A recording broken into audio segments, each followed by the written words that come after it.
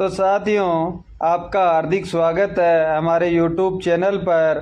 आज के वीडियो में हम बात करेंगे जो हमारे OHC में ब्रैकेट असेंबली होती है, उसमें जब हमारे पास इम्प्लांटेशन का डाटा मौजूद हो तो हम उस ब्रैकेट असेंबली का ST ट्यूब जो होती है उसका लंबाई व BT ट्यूब की लंबाई कैसे निकाल सकते हैं, उसके बारे में हम पूरी चर्चा करेंगे। तो दोस्तों, वीडियो आपको अच्छा लगे तो लाइक व शेयर ज़रूर करना, और आपको पूरा डाटा देखने के लिए वीडियो थोड़ा बड़ा बन सकता है, तो समझने के लिए आप वीडियो को पूरा देखें, बीच में स्किप ना करें।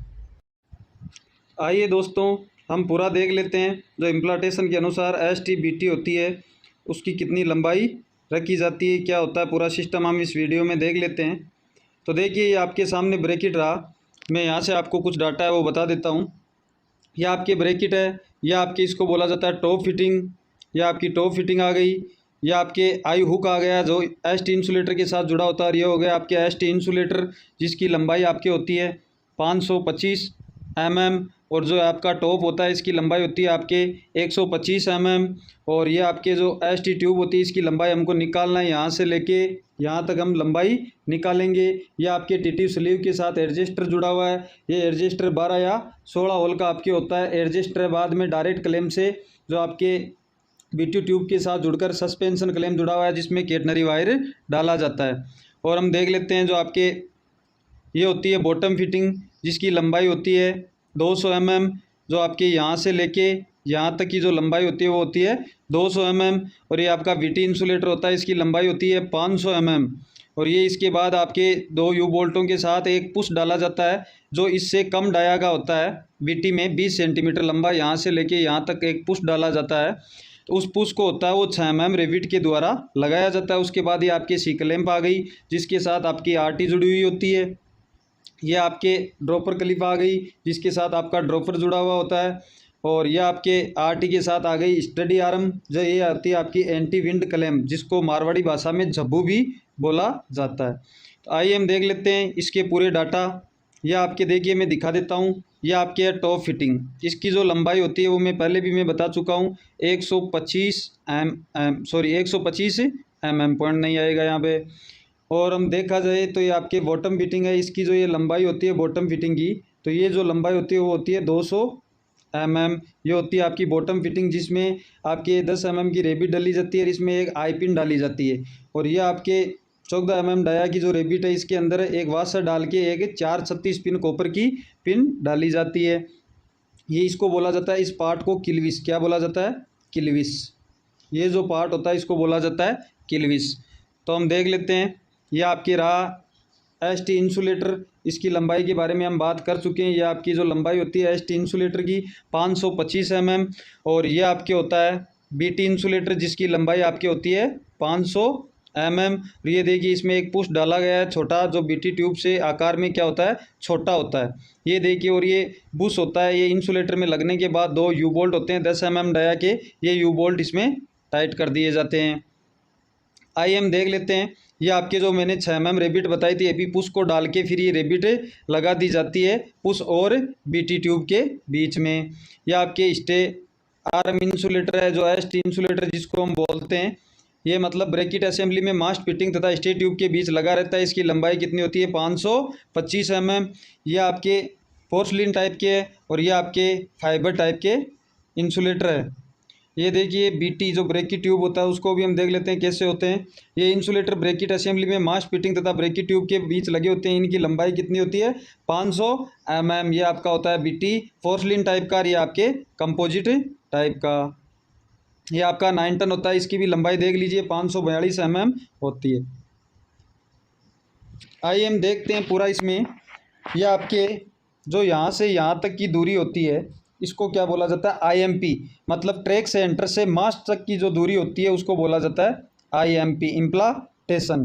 तो हम देख लेते हैं। ये इम्प्लांटेशन आपके पास अगर दिया हुआ होगा और आपको पता है ये जो आपके यहाँ पर दी गई है टॉप और बॉटम फिटिंग के बीच की दूरी होती है 2 मीटर, ये फिक्स होती है 2 मीटर बीच की दूरी। तो हमारे पास ये मान लो आधार जो बेस आ गया, ये मान लो लंब आ गया, जो हमारा इम्प्लांटेशन है, तो हम इसका कर्ण ज्ञात कर सकते हैं। तो यहाँ पे पाइथागोरस प्रमेय द्वारा लगने वाला सूत्र काम करेगा।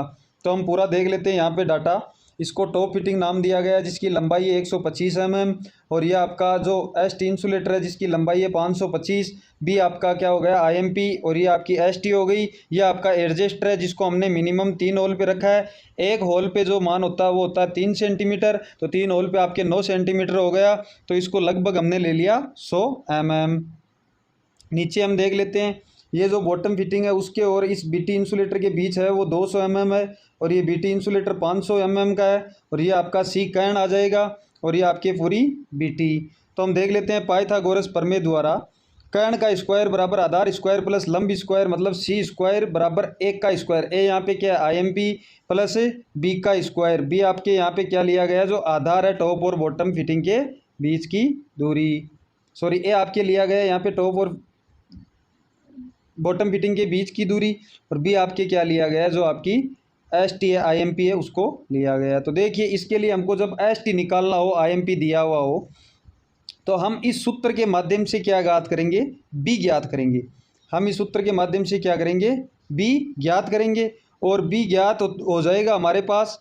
तो हम क्या करेंगे, जैसे बी हमारे पास क्या है IMP है जो हमारे पास मौजूद हो, तो हम इम्प्लांटेशन से टॉप फिटिंग प्लस ST जो इंसुलेटर है उसकी लंबाई प्लस एडजस्टर की लंबाई माइनस कर देंगे, तो हमको क्या मिल जाएगा, ST मिल जाएगी। और हमको BT निकालना हो अगर, तो आपके क्या है C, जो आपका C कर्ण निकलेगा उसके अनुसार C में से माइनस कर देंगे बॉटम फिटिंग और BT इंसुलेटर, या हम BT प्लस BT प्रोजेक्शन भी ले सकते हैं। BT प्रोजेक्शन आप 200 ले लो, 300 ले लो, आपके अनुसार जितना रखना है उतना mm ले सकते हो।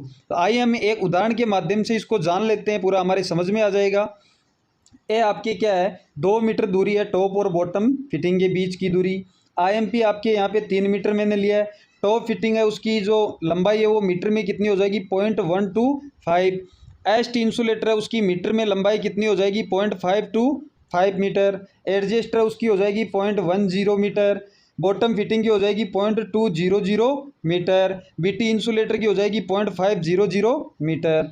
अब देखिए हम पाइथागोरस प्रमेय द्वारा क्या करते हैं, C स्क्वायर प्लस बराबर A square plus B square. ए हमारे पास फिक्स दिया गया है 2 का स्क्वायर प्लस 3 का स्क्वायर। तो 2 का स्क्वायर आपकी कितना होता है 4, और 3 का स्क्वायर 9, तो 9 और 4 कितने हो गए 13। अब हमें C का यहाँ से स्क्वायर हटाना है, तो √13 इस पे हम क्या लगा देंगे 13 पे रूट लगा देंगे। तो √13 का मान हमारे पास आ गया 3.60 मीटर। ये हमारे पास C मौजूद हो गया। अब हमको क्या निकालना है, पहले ST निकालना है। तो देखिए ST आपकी कितनी है, IMP 3 मीटर है। 3 मीटर में से हम माइनस करेंगे 0.125 जो आपकी टॉप फिटिंग, और 0.525 जो आपका है ST इंसुलेटर, 100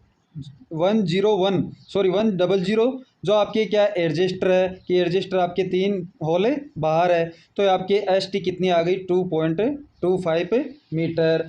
अब आप यहाँ से स्टैंडर्ड जो मान होता है उसमें हम मिला लेते हैं। ये आपके क्या है ST का जो स्टैंडर्ड मान है उसकी लंबाई जो आपके सामने दी गई है, ये आपकी ST। यहाँ पे भी आपको देखो पूरा दिया गया 125, 525, ये आपके जो बीच में बची वो ST हो जाती है। तो यहाँ पे हम देख लेते हैं 2.25 हमारा मान आ रहा था। तो 2.25 के नज़दीक, मतलब इसे कम लेना है हमको, क्योंकि अगर ज़्यादा लेंगे तो हमारे पास कोई ऑप्शन नहीं रहेगा, और कम लेंगे तो हम एक होल बाहर कर सकते हैं। तो ये देखिए आपके आ गया 2.22।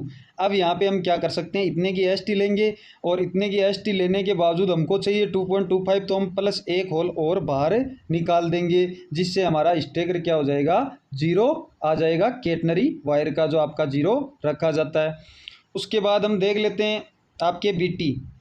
ये BT रहा, BT 360 अभी हमारे ने निकाला था 3.60, प्लस मैंने इसमें क्या जोड़ दिया है BT प्रोजेक्शन साथ में जोड़ दिया, तो ये कितना हो गया 3.80। इसमें से माइनस करना है 200 जो आपके बॉटम फिटिंग है उसका माइनस करना है, प्लस इसमें से 0.500 जो आपका BT इंसुलेटर उसको माइनस करना है। तो 3.80 में से हमने माइनस किया 200 प्लस 0.500 हो गया 0.700। तो ये आपके स्टैंडर्ड मान कितना आ गया 3.10 मीटर। हम देख लेते हैं इसका स्टैंडर्ड। ये आपके देखो दिया हुआ रहा, ये आपके 200, ये आपके 500, ये पूरा मान दिया हुआ है। तो हम स्टैंडर्ड मान है उसकी सारणी में देख लेते हैं मिल रहा है क्या। देखिए आपको 3.10 ये रहा आपके पूरा स्टैंडर्ड हमको बराबर मिल भी गया। तो देखिए ये रहा आपके 3.10, तो ये आपका स्टैंडर्ड मान हो गया बीटी। तो ऐसे निकाला जाता है आईएमपी के अनुसार एसटीबीटी। अगर कोई चीज़ आपको समझ में नहीं आई है तो कमेंट बॉक्स में ज़रूर बताइएगा, मैं आपको दोबारा वो चीज़ बता दूंगा। कल के वीडियो में हम देखेंगे एसईडी कैसे चेकिंग की जाती है, एसईडी चेकिंग में क्या क्या डाटा स्टाफ के द्वारा देखा जाता है, तो उसके बारे में हम चर्चा करेंगे। या जो हम ब्रैकेट एओएच करते हैं उसके अंदर क्या क्या डाटा नोट किया जाता है।